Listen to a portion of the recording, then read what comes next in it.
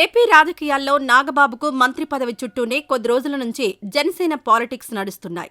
ఇస్తామంటూ చంద్రబాబు చెప్పారు. ఒక press note కూడా రిలీజ్ అయింది. తర్వాత ఆగింది.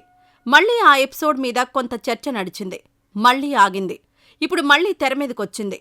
గతంలో రాజ్యసభ ఎంపీ పోస్టులిచ్చే టైంలో నాగబాబుకు అవకాశం ఇవ్వలేదు.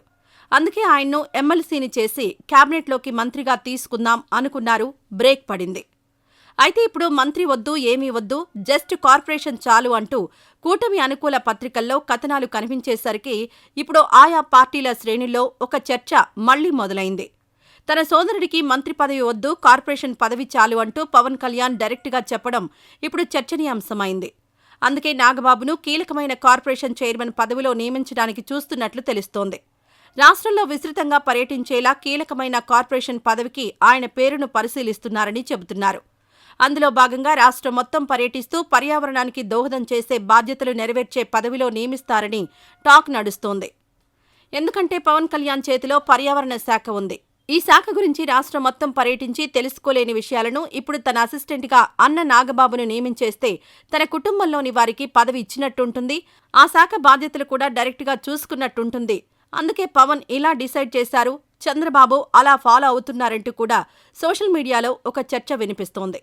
అంటే ముందస్తుగా తానుండగానే తన వాళ్లకు ఇలా నెమ్మదిగా ప్రభుత్వంలో ఇన్వాల్వ్ చేస్తూ చివరికి మంత్రి పదవి లాంటివి ఇప్పించుకుంటారు అంటూ ప్రజలు గుసగుసలాడుకుంటున్నారు.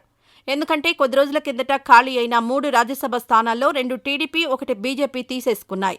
అన్నీ టీడీపీ, బీజేపీ తీసేసుకుంటే తన పరిస్థితి ఏంటి అని పవన్ కళ్యాణ్ రేపటి రోజున ప్రశ్నించకుండా ఉండేందుకు ఇలా పవన్ కళ్యాణ్, చంద్రబాబు కూర్చుని కసరత్తు చేసి ఫైనల్గా నాగబాబు విషయంలో ఒక నిర్ణయానికొచ్చినట్టు అర్థమవుతోంది.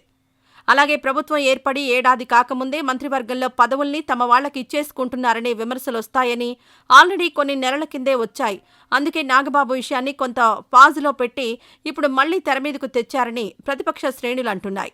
అందుకే అలాంటి కామెంట్స్ రాకుండా జాగ్రత్త పడుతూ వ్యూహాత్మకంగా ముందుకైతే వెళ్తున్నట్టు తెలుస్తోంది.